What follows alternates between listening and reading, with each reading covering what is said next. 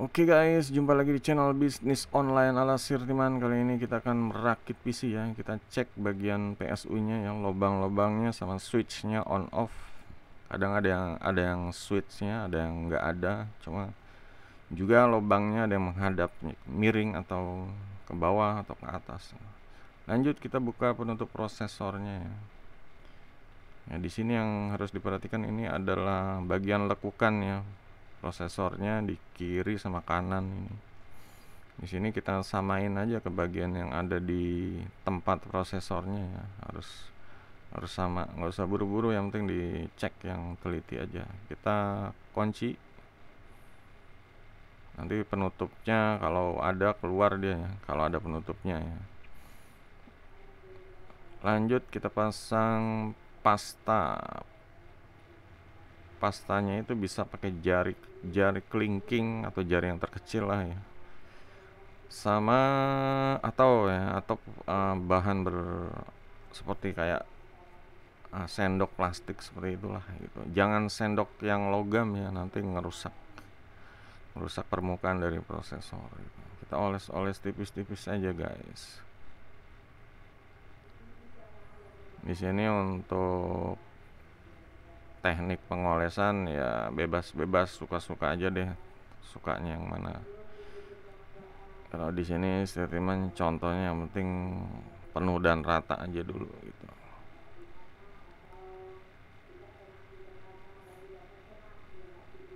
Nah, untuk sisa dari ya pastanya kita olesin ke CPU coolernya aja, ini pada kebuang sayang gitu sisanya, atau mau ditambahin boleh. Kita mulai jepit ya CPU cooler ini karena dicontoh pakai CPU cooler yang bawaan Intel ya, untuk contoh rakitan. Mungkin nanti kalau ada yang model yang lainnya kayak Tower atau yang merek lain bisa lebih kompleks, tapi ini untuk contoh aja. Kita masukin CPU, kabel CPU nya ke Mobo ya, cari yang lubang yang pas. Biasa ada dua lubang atau 3 lubang ya, cuma dicari yang pas aja. Langsung lanjut ke masang RAM ya, yang diperhatikan lekukannya harus sama yang di motherboardnya, jangan sampai ketukar. Kalau ketukar nggak bakal masuk. Kita buka penyepitnya, kita tekan bagian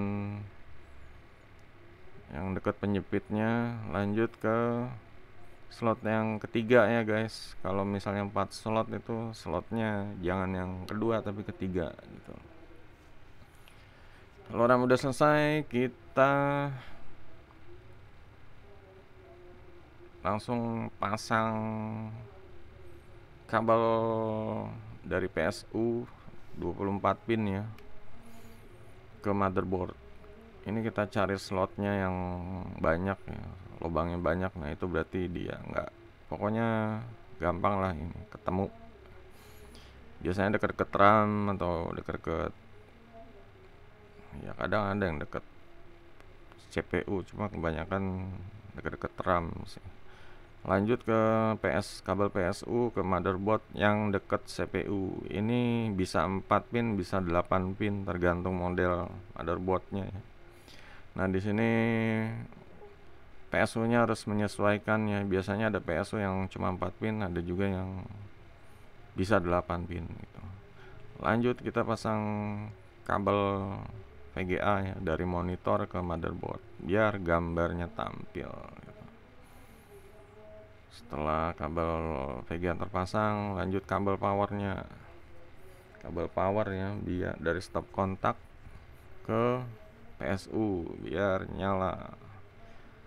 PSU nya kasih tenaga ke part-part lain, motherboard dan lain-lain ya. Di sini ya karena sempit ya, sentimen kesulitan. Kita coba digeserin sedikit biar kelihatan lubangnya. Ternyata miring. Setelah dipasang, kita pastiin switch on off nya ya. Kalau yang lingkaran berarti off, kalau minus berarti on. Kita coba-coba aja. Sekarang kita pencet tombol power. Kalau belum nyala berarti kita kenceng-kencengin dulu ya kabel-kabel dari PSU ke motherboardnya. Ini fan-nya belum nyala ya, berarti ada yang belum terpasang. Nah, kebetulan di contoh ini ya, jadi bisa sekalian belajar. Di sini yang belum kepasang itu kabel power ke front panel ya. Power ke front panel setelah dipasang ya kita pencet dan CPU coolernya, fan-nya muter.